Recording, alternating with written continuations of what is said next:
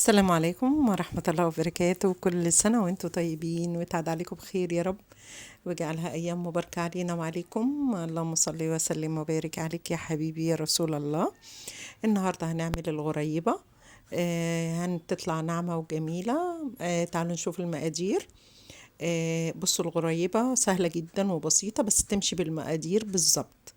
يعني هي 4 2 1، مفيش أكتر من كده. 4 كوبايات دقيق، كوباية سكر بودرة، كوبايتين سمنة، تكون بحرارة الغرفة، أو تحطيها في التلاجة مسبقا يعني. بس ومعانا كيس فانيليا، ومعانا مكون هوريهولكوا. بس هنجيب بقى ايه السمنة، حاطينها في قلب التلاجة. تكون يعني في التلاجة من تحت، مش في الفريزر ولا حاجة، بس كل ما كانت ساقعة تكون أحسن. سمنة بقى بلدي، سمنة نباتي، اللي انت عايزاه. بس هي احنا بنعمل غريبة، فلازم ننكه. ان شاء الله تحطي كوباية سمنة بلدي وكوباية سمنة عادية، هيبقوا ايه، يعادلوا الطعم ويديكي بقى طعم حلو يعني. احنا مش هنعمل كتير، هم 4 كوبايات حلوين هيفرشوا معانا، هيعملوا معانا ما شاء الله كمية يعني. بس هتجيب بقى المضرب بتاعنا. هي بصراحة هنا أهم خطوة، هنجيب السمنة مع السكر ونضرب بقى. بصوا زي لغاية لما يبقى القوام كريمي وفتح خالص. اول ما تحس انها بيضت خالص، هو ده الايه القوام اللي احنا عايزينه. نضرب فيها جامد يعني. لان هو دوت اللي احنا عايزينه. بص المنظر اللي انتوا شايفينه. انا ضربت السمنة طبعا الاول خالص بالمضرب لغاية لما خليتها كريمي، وبعد كده جبت كوباية السكر البودرة بتاعتنا ونخلتها عشان ما يبقاش فيها حبيبات تكتلات، ونروح بقى ايه ضربينها تاني. يعني هي الغريبة، هي دي اهم خطوة في الغريبة. الخطوتين دول، نضرب السمنة كويس جدا، وبعد كده نضرب السكر مع السمنة تاني، وخلاص. هي ما بتتعجنش، ما مش بتحتاج عجين مننا ولا بتحتاج اي حاجة، بس الخطوتين دول هم اهم حاجة. والمقادير تمشي بالمقادير مظبوطة، هتطلع معاكي ناعمة وغريبة زي ما بيقولوا. بس شوفوا، انا بضرب يعني بالمضرب الكهرباء بقى، بمضرب سلك، بس هياخد منك مجهود بايديكي. يعني بصوا، يعني اكيد كل الناس دلوقتي عندها المضرب الكهرباء. لو ما عندهاش يبقى مضرب سلك، بس هتضاعف الكمية يعني، هتضاعف قصدي الوقت. هيبقى الوقت اطول. زي ما انتوا شايفين. خلاص بصوا كده، خلاص كده ما شاء الله. هنحط دي بتاعنا، بس هنحط بقى المكون اللي انا قلت لكم عليه. ده لبن بودرة. جربوها بقى باللبن البودرة، بصراحة بتدي لها طعم تاني خالص. وكيس الفانيليا بتاعنا، وذرة ملح يعني، حبة ملح صغيرين، ده عشان السنة بس لله. وخلاص على كده. هنقلب بقى كل ده في الدقيق. انا الدقيق نخلاه وجايباه متعدد، جايباه اللي هو بتاع الكحك والبسكوت والحاجات دي، اللي هو بيبقى يعني يكون احسن.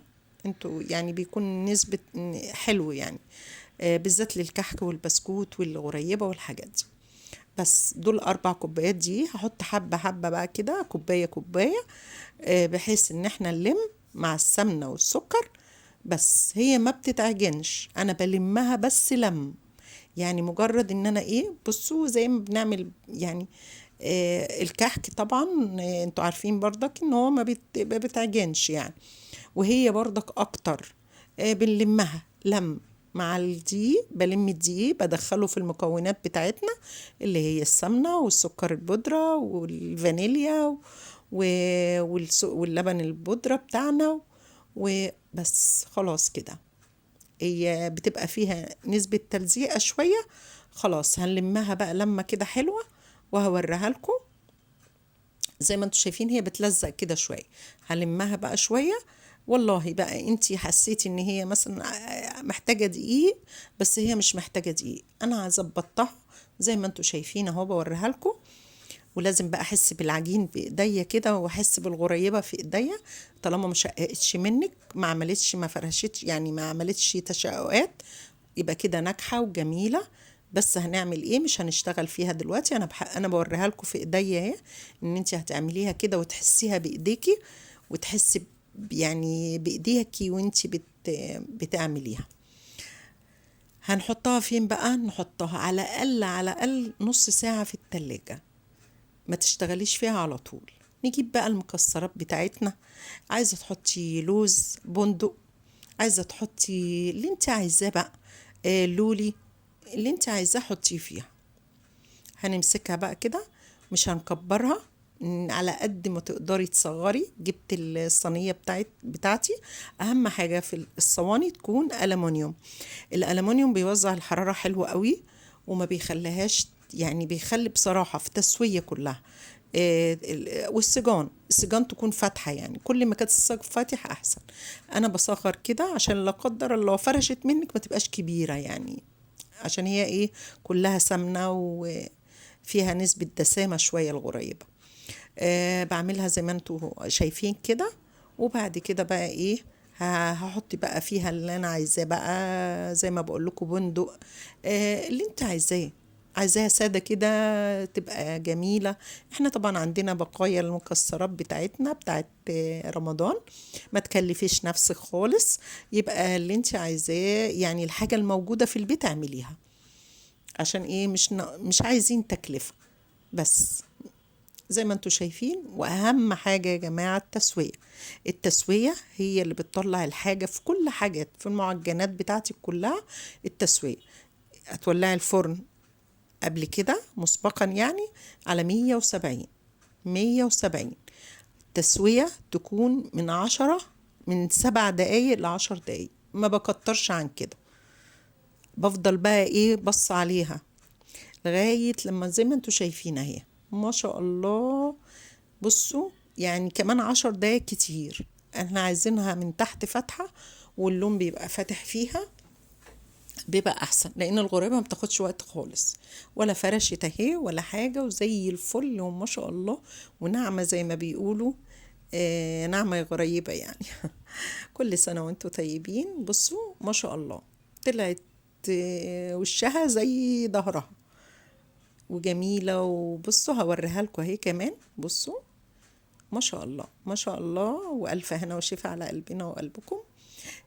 ما تكسلوش اعملوا الحاجة. بصراحة الحاجة بقت غالية جدا بره دلوقتي، هي بتكلف في البيت بس مش زي اللي انتوا بتشتروها. احنا بنسمع دلوقتي أسعار، آه يعني بجد ما انا مش عارفة، اسعار جامدة يعني. فاحنا نعمل برضك نفرح ولادنا، ونعمل الحاجة في البيت. هتطلع جميلة بخاماتك الحلوة، بسمنتك الجميلة، بحاجتك في البيت. هتبص تلاقي ما شاء الله كده يعني، وبيرمي معاكي كتير.